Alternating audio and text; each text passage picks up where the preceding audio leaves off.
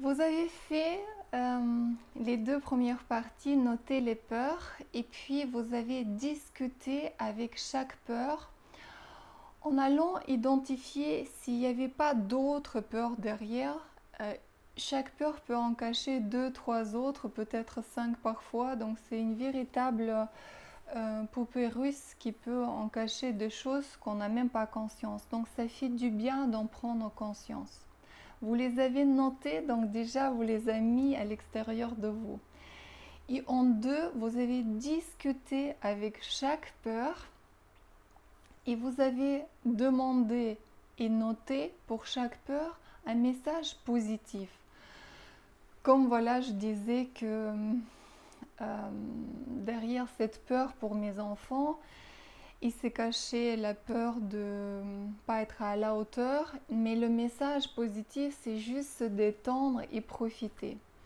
Derrière chaque peur se cache un fort désir, dit Jacques Salomé.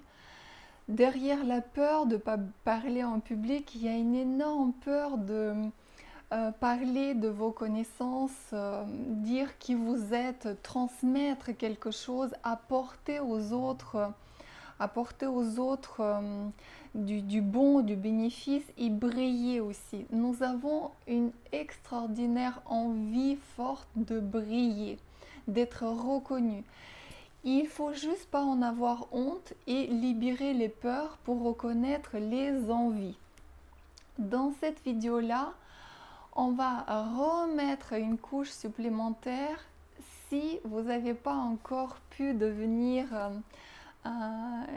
une bonne amie, créer une bonne alliance avec quelques-unes de vos peurs. Parce que parfois, elle peut être ancrée. Ce que je vais vous présenter vient de la programmation neurolinguistique, la PNL. C'est un exercice extrêmement puissant qu'on utilise même ou surtout aussi pour les phobies, donc c'est quelque chose de fort, c'est une peur forte, et aussi des traumatismes vécus. Donc imaginez que pour les peurs, ça va être vraiment vite fait, bien fait. Et normalement, vous allez évidemment garder la mémoire de vos peurs, de ce que vous avez pu vivre, mais vous allez plus ressentir émotionnellement, cellulairement, ce qui va avec. Donc, vous allez plus être bloqué, paralysé, empêché de. Vous allez libérer énormément de place dans votre esprit et dans cette faculté qu'on a d'avancer, d'agir. Les peurs, en les libérant, enlèvent complètement cet blocage de procrastiner. C'est souvent par peur qu'on procrastine. Et ça va vous amener tellement de bénéfices que j'ai déjà hâte de lire vos commentaires parce que c'est extraordinaire. Donc n'hésitez pas à noter vos commentaires. Je vous invite maintenant de penser à une peur qui reste comme ça présente ou peut-être qui est plus forte que les autres. Fermez les yeux. Imaginez cette peur devant vous, assise ou debout. Est-ce qu'elle fait un bruit? Quelle couleur elle a? Quelle forme elle a?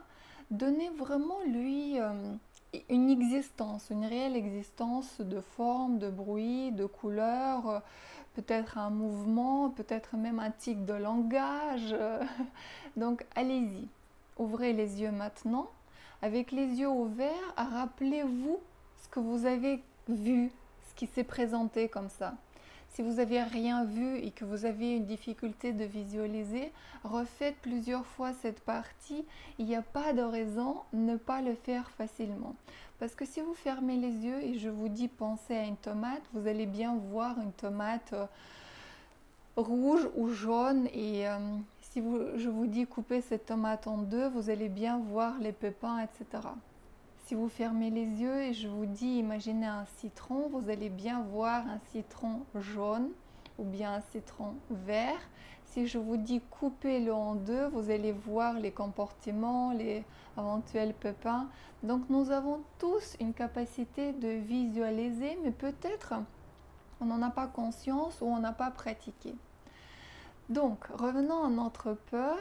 Vous allez maintenant refermer les yeux et à nouveau inviter cette peur avec sa forme assise. Peut-être elle bouge, peut-être elle est debout, peut-être elle a un tic de langage. Et vous allez commencer avec les yeux fermés à la transformer.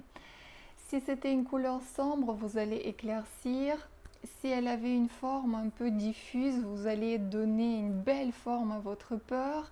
Vous allez pouvoir la faire chanter, danser, avancer, s'éloigner, s'approcher. Vous pouvez lui serrer la main.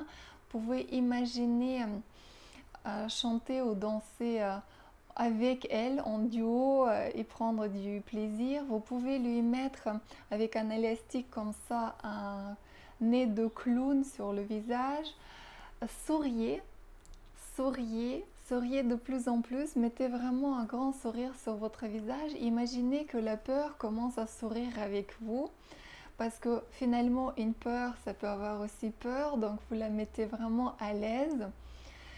Et puis, imaginez que vous allez peut-être danser sous Rammstein, quelque chose, ou musique classique, et ça devient une ballerine comme ça, toute légère, ou un papillon qui s'envole, ou bien un ballon qui est tout léger, coloré. Ça peut être même un arc-en-ciel. Vous pouvez mettre sur la tête de votre peur un sombrero, un énorme chapeau mexicain. Vous pouvez éloigner encore une fois cette peur et peut-être même imaginer qu'elle va faire un tour dans une forêt ou peut-être gravir une montagne, peut-être aller nager dans une rivière rapide qui descend de la montagne ou peut-être dans un lac tout doux, tout chaud. Peut-être cette peur adore se balader sur la plage. Peut-être elle va nager dans la mer ou dans l'océan. Peut-être elle va prendre le bateau. Peut-être ça va devenir une voyageuse. En tout cas, donnez-lui plein de qualités, possibilités et elle va en profiter pleinement tout comme vous allez profiter. Normalement, si vous ouvrez maintenant les yeux, vous ne devrez plus avoir aucun signe dans vos ressentis, dans vos émotions vis-à-vis de ce souvenir de la peur.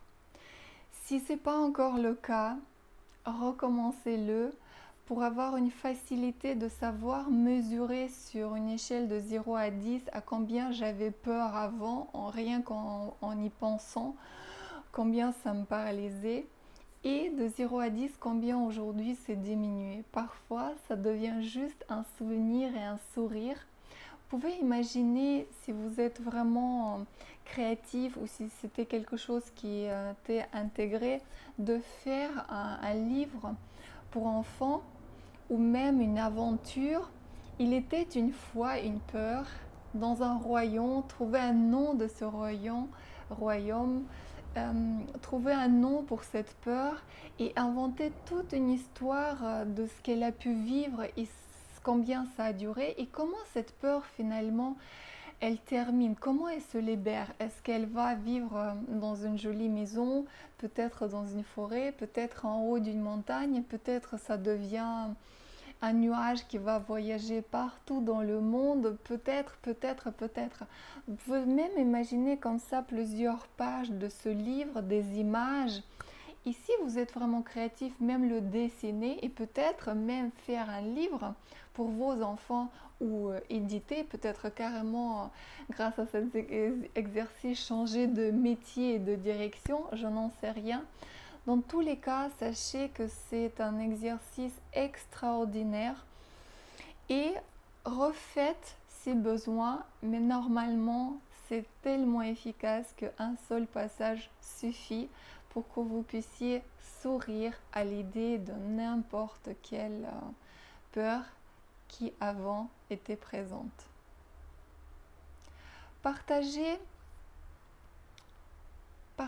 cette technique avec votre entourage, surtout si vous avez des enfants, des jeunes enfants, Parce que eux, ils captent ça tout de suite, ils transforment ça tout de suite, ils peuvent tout de suite vous raconter une histoire fabuleuse d'une peur qu'ils vivaient. Ils vont tout de suite inventer le royaume, peut-être même faire des dessins, profiter et créer de la place pour créer autre chose dans votre vie, vivre une vie libre, légère, vous épanouir.